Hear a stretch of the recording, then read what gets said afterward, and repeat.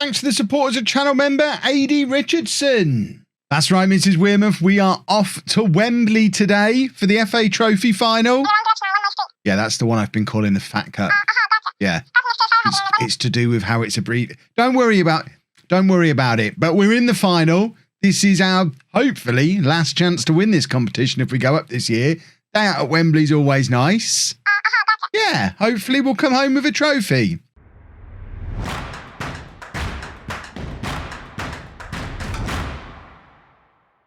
Hello and welcome to part 29 of Homegrown. I'm Kevin. Coming up on today's episode, we face Stockport in the FA Trophy final at Wembley.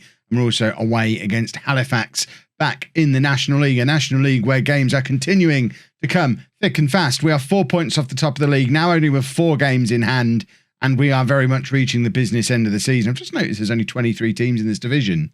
It's all database things. Everything will work properly when we hit the Football League. We'll start at the right time. The leagues will all be fixed. We just need to get out of this league this year, and these weird little database things will never be an issue again. I promise. One thing I forgot to show you in the last episode, youth intake. And we have had this year's youth intake. There's a couple of very good players who have appeared out of it. Alex Williams is a young goalkeeper who's already attracting attention from Huddersfield. If it's got a star, that means they're one of the Name in the Game channel members. Chris Burker. Chris, you're going to have to let me know if I'm saying your name properly. I'm almost certainly not at the moment. He's a young central midfielder with 4.5-star potential. And there's a couple of other guys in and around here as well as I'm glad this one didn't get I'm glad he didn't get a name in the game. Precious Agbo. And he is. I want to make Precious a hero. Just realised these guys don't have their game faces. Bear with me a moment. These boys need faces. There you go, much better. They've got some faces now. So there's Alex Williams, Chris Bowicker, and good old Precious Agbo. Zach Anton as well. Look, we got some good young boys who've come through there. Lovely stuff. Since you were last with me, and we had a little bit of a wobble when we lost a game and then we drew another game. Like I say, we're playing a lot of games very close together. There's going to be times where we're struggling for fitness. We're struggling to put out a strong team, and it will affect us. We've just got to make sure we don't bottle too many of the games, and you've got to consider us in pole position for promotion at this point. I think with so many games in hand and the gap getting smaller, we've just got to not mess it up from here. It's also very nice to see 3 of our players as the top 3 players in the division. And if there was any doubt that Troy Cannon had done a Mick Powell, the fact that he's right up there as the second highest average rating in the league, as well as being among the top scorers, is awesome. So this is the team for the FA Trophy final. Harrison Davies plays even though he's officially on a week off of training. Hopefully the fact he hasn't trained for a week isn't going to affect him too badly, but I figured we're at Wembley. We've got to have our captain with us. It would just be wrong to go to Wembley without him. So we're going with Wright in goal, a back 4 of Hoyt. Yeah, a right back playing at left back. That's how desperate things are getting. Frangos is currently on holiday. So Hoyt at left back, Davies, Charles and Brewerton, the rest of the back 4. Redmond on the left-hand side of midfield with Curry, Bandera and Jessup in there. So the fact we've got Redmond and Jessup as the wide players. We'll do this for... No, I thought we had a next match only button. It's because we're not far enough in yet, are we? I want to push those 2 forward for next match only. We're experimenting in a final at Wembley. Why not? It's not often I get to use the next match only button though. So this way we can have him as an inside forward on that side, and we can have him as an inverted winger on that side. It just makes more sense. Either that, if we're going to play him flat, we should definitely swap them over. And then we're going with Pritchard and Cannon up front. I do wonder how effective our wing play based tactic is going to be with 2 wide players who are going to be cutting inside, whether or not it's going to mean much lesser impact for Danny Pritchard. That's one of the reasons I've not been desperate to go and do it so far, because Pritchard really does feed off of having a queue of players on either side of the pitch who are basically just there to cross the ball to him. But I think we're certainly going to get better games out of Redmond and Jessup by pushing them a little bit further forward. They are both strikers playing in wide areas. By pushing them a little bit further forward and allowing them to cut inside onto their opposite foot, because Redmond's right-footed, Jessup's left-footed, which is why if you're playing them flat, you've got to swap them over if they're just there for crossing. But Hoyt isn't exactly going to be charging forward on the left, crossing on his right foot either. And Danny Pritchard, Mr. Big Game player, he doesn't need goals from open play. You just set him up for a set piece. Look how much bigger than everybody else he is. The man is an absolute monster.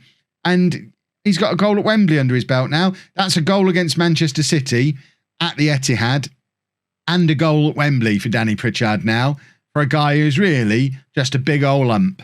But he's a big old lump who weighs in with goals that look a lot like that quite regularly. Redmond being released on the left-hand side. Now, if we can grab another goal here, we are away. Redmond's hit the post and Cannon can't quite get onto the end of it quickly enough. It always makes me laugh when you have little teams like this going to a big ground like Wembley, the way the match engine generates the crowd and has them all so massively spread out. Like this guy, he's got a whole section to himself. Just come and sit over here with some of this lot. It's all right. They're not going to hurt you. Come and sit over here. He must have come in his own car. He's not come on a fan's bus, has he? Imagine if he's come down on the train. I imagine he went in first class on his own. I've booked this whole section behind the goal. That is, I don't know, is that where the more expensive tickets are at Wembley? It's been a long time since I've been to Wembley. I think halfway line's the most expensive. Directly behind the goal like that is probably more than all those cheapskates around in the corner. We're going to go no gesture. We're going to tell the boys to keep doing what they're doing. We are 45 minutes away from a Wembley win, 45 minutes away from a trophy. And once again, it's Danny Pritchard who's separating the two teams. I've said it before and I'll say it again. There will come a time where he stops being effective, but that time is very much not now. So while we can still get away with using him, we're absolutely going to keep on using him. Nathan Curry is absolutely shattered. We can bring Cisse on for him. That's a fairly easy substitution to make. Brewerton is also pretty tired and would also quite have liked Cisse to come on. So I guess we'll bring Hamilton on for him, and Cisse is going to have to drop back there. Bandera can be the ball-winning midfielder. Hamilton playing box to box. That all seems fairly acceptable to me. And just got to keep holding on. 15 minutes to go. And Redmond is now tiring. We've got another corner. Jessup with the in-swinger.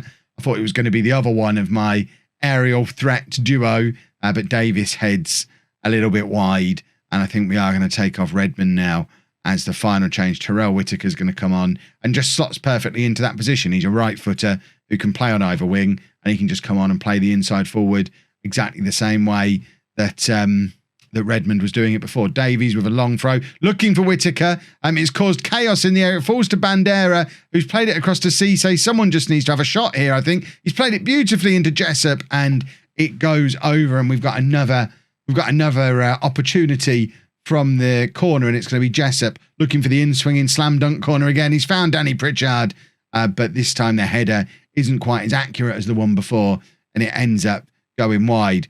We are all lining up for the long throw from Harrison Davies. He's taking a big run up. If he can hurl this into that 6-yard box, we go 2-0 up, I think. It's not quite got that far. He was aiming for Troy Cannon, and Stockport have got a little bit of a counter-attack going here. Fun fact for everybody, I have seen Stockport play at Wembley before. In the 1992, I want to say 92. It might have been 91, actually. The Division 3 playoff final, Stockport against Peterborough. They went 1-0 up. We won 2-0. Or did we go 1-0 up? I know we won 2-1. I know that for sure. And I know Ken Charlery got both goals for Peterborough, and that big lanky chap called Francis, who ended up playing for Birmingham, scored for Stockport. I think he was called Kevin. Actually, you'd think I'd remember a name like that. And what a goal from Terrell Whitaker. I'm regaling you with tales from 30 years ago, and Terrell Whitaker's just decided to end the history lesson and end this match with an absolute beauty. One of the best goals you'll ever see scored at Wembley. That might be an exaggeration, but it's got to be right up there. There's not many better goals than that. It's an absolute beauty. It's 2-0 to home with 5 minutes left. Surely, even we can't find a way to mess it up from here. Davies intercepts the long throw. Hoyt plays it forward to Whitaker. Now we just need to keep hold of the ball. Whitaker gives it to Hamilton, who's just running through the middle of the pitch. No one seems to be having any interest in getting a tackle in. Jessup now continuing his run. It looks like a rugby team attacking, the way we're just running a bit, then passing it on to someone else who then runs a bit, and it's just going in waves. And it's now Hoyt who picks the ball up deep, gives it to Cisse, his fullback counterpart on the opposite flank. Cisse trying to beat his man and get the cross in, but can't quite do it. But Shay Charles is not going to let this game slip away and charges forward, heads the ball back into the Stockport half. And there we have it, boys and girls. Holme FC have won the Fat Cup, the Build Base FA Trophy. There's going to be two very tall boys stood on this stage. There's Harrison Davies. He's certainly one of them. Danny Pritchard, of course, even taller than him, but it's going to be Davies who lifts the cup. It was a shield. It turned into a cup. And here we go. I mean, I'm pretty tall as well. I like it. There we go. What a beautiful sight to see. Holme have won the FA Trophy, everybody. And now we just need to do the second part of the non-league double. If we can win the conference as well, we enter the cartwheels from Ollie Wright in goal again. We enter the that's a bit of a trademark for him. Every time we get a trophy, he does a cartwheel. There's the home fans in there. Look, we'll have a look to see how many fans actually turned up from our end. I suggest probably not very many. But yeah, hopefully we enter the Football League next year with 2 trophies on our summer team picture. So 19,000 people went to Wembley. 1,648 of them from home. We're so small time. It's fantastic. Few changes for the Halifax game back in the league then. Hoyt moving over to right back. Davies and Mir at the centre back with Frangos coming back in from his holiday at left back. Hamilton starts on the left. Whitaker on the right, back in the normal 4-4-2 formation. And Beereth coming in for Pritchard up front.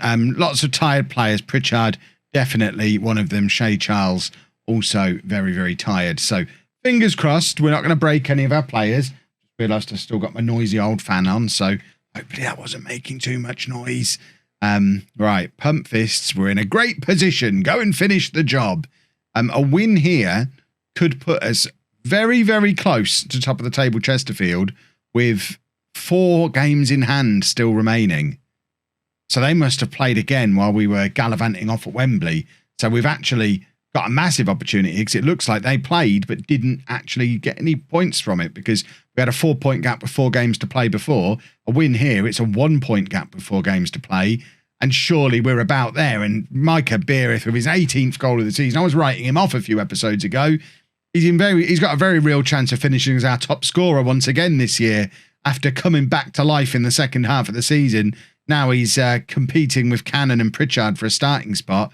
And that is a lovely finish from Beereth.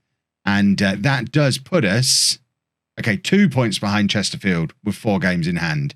That's still a very nice position to be in when they've only got 2 games left to play. I guess if it's a 23-game league, that means it's a 44-match season. This is ours to lose. Cannon using his pace there to burst through. And Cannon fires towards goal. Love it. 2-0 to home. I'm never going to get bored of Troy Cannon. He's a proper homegrown player. You know I love a proper homegrown player. And he's got a fantastic name. He's going to go down as a club legend. What a first-time hit as well. Beautiful stuff. And it is 2-0. Where are Halifax in the league? Halifax are down in 10th place. They're not a bad side. We've just hit form at the right side of the season after a little bit of a wobbly spell in the middle of the year and it was largely because of cup runs that we were messing around with. The FA Trophy run was just getting started. We were trying to get something moving in the FA Cup. Not that it ever really did. And it did cause us a few problems during that very busy December, January, February spell. But now we've got the other side of it. We still have a lot of games to play, but we're winning them, which is awesome. Cannon's in again here, once again using his pace to get past his man. What a beautiful finish from Troy Cannon. There's no chance Micah Beereth finishes as top scorer now. Cannon with his 24th goal of the season. Beereth can score all he likes. Cannon's just going to continue outscoring him. And I cannot wait to see how this boy gets on in the Football League. It's possibly the most exciting promotion. I mean, listen to me talking as if it's already happened. But the most exciting promotion to the Football League we'll ever be involved in, because we don't have the option to go out and replace these players. All we can do is what we've been doing all along, is just fill the youth team back in behind them, sign the under-18s, but it's effectively going to have to be these boys who make the step up. And it's just a question of, can they or not? And that is so cool. It's so exciting. Right, Jessup's going to come in for Hamilton. And we're going to get Cisse on for Curry. And we've got to take Harrison Davies off. Campbell can come on for him. We've just got to protect our captain and hopefully not break him with all the football that's being played. Jessup is now on and playing on his natural side. If he's going to play in the 4-4-2, he is a left footer, so it makes sense for him to be over on the left-hand side. I've talked about him a lot this episode, but I mean, that's true facts for you right there. And it looks like it is going to be finishing. Halifax 0, Home 3, us 2 points off the top of the table, an enormous 4 games in hand, and surely we're not messing this up from here. So we've got, 6 games left, and Chesterfield only have 2. This is insane. We'll be back probably for Wrexham and Stockport. We might be back even sooner if it looks like we're going to get things wrapped up before then, but I don't know when in this run of 6 games Chesterfield's 2 games fit. So we've got some busy matches ahead of us. We'll be back hopefully for the league trophy or for bitter disappointment. If you've enjoyed that, please make sure you leave a nice big thumbs up on there for me. Subscribe to the channel for daily Football Manager videos. And thank you very much for watching.